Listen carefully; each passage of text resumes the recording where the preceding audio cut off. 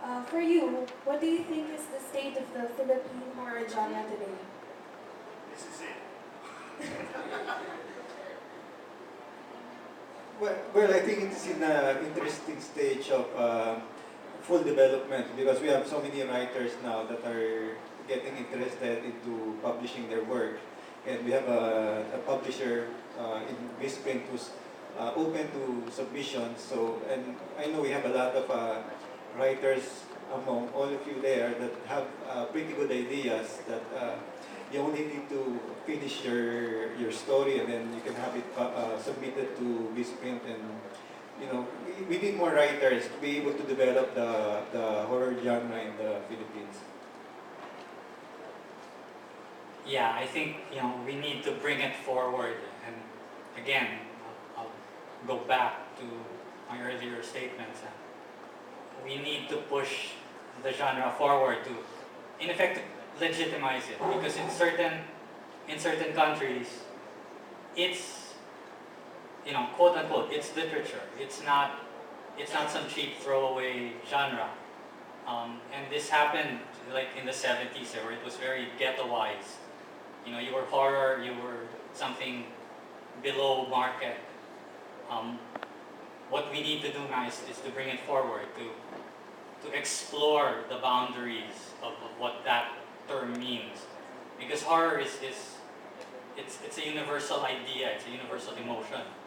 So to get into that and to see where we can take that idea, that's something that I hope we can see happen here. I mean, looking at what we have now in the bookstores, it goes to show that the Pinoy loves getting themselves scared, or that somebody will scare them. But we have, I mean, if you go to the bookstore, you have an entire shelf full of true Filipino ghost stories or ghost stories from here and there. So in other words, it's happening all over the Philippines and people are contributing it. But parang to just report and talk about these stories kind of just ends up as parang it just ends there. They just told you, I went inside the auditorium and there was a ghost, and the story ends there. When you can actually explore so much in terms of taking something as popular as the Haunted Film Center and not just talk about may multo dyan, but talk about the people involved and how it affects their lives and why are they so determined to try and figure out the hauntings in that place. So parang, it would be great if we can push it further, push it beyond the usual, at biglang lumabas sa multo, and the story is there. We've gotten so much of that for so many years. And as far as movies are concerned as well, most of the time, it's really cheap thrills for whenever Regal or Viva would do a horror movie.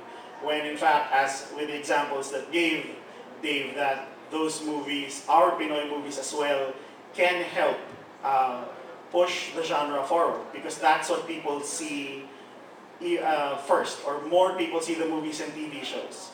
And from there, they will want more. If they are entertained enough, if they are scared enough, they will want to see more stuff or read more stuff, and it would be great if we can come up with really good horror stories and fill up the bookshelves with that. Since Asian horror, especially movies, are popular here, how do you make Philippine horror appeal to our other Asian neighbors?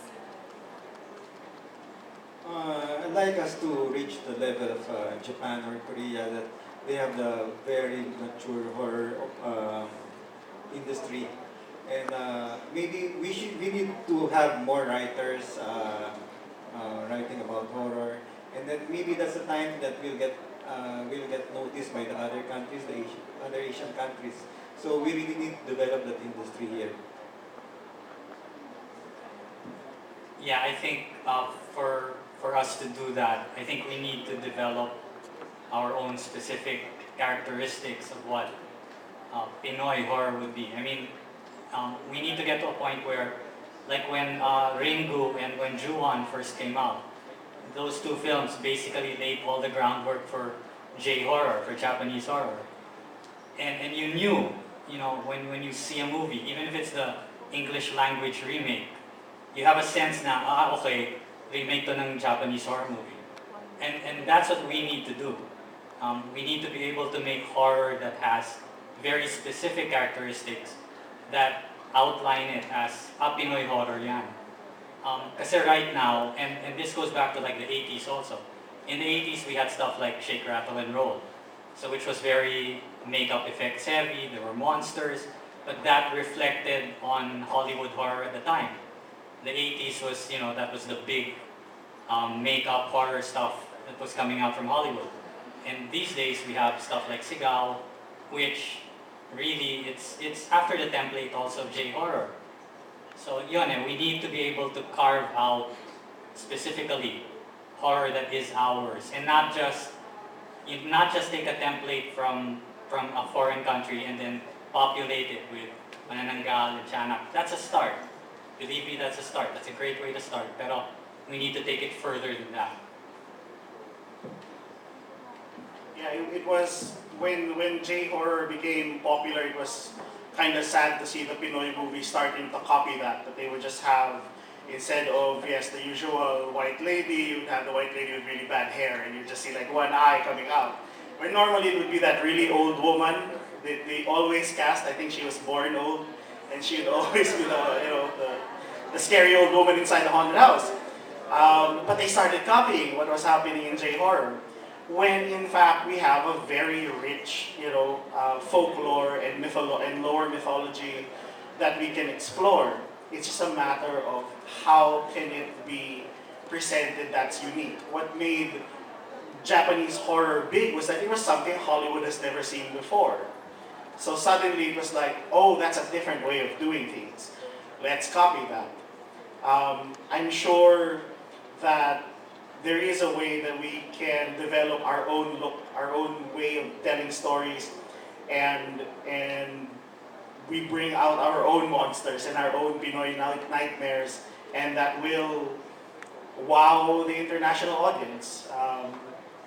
But firstly, I guess we gotta wow the local audience, would be more important.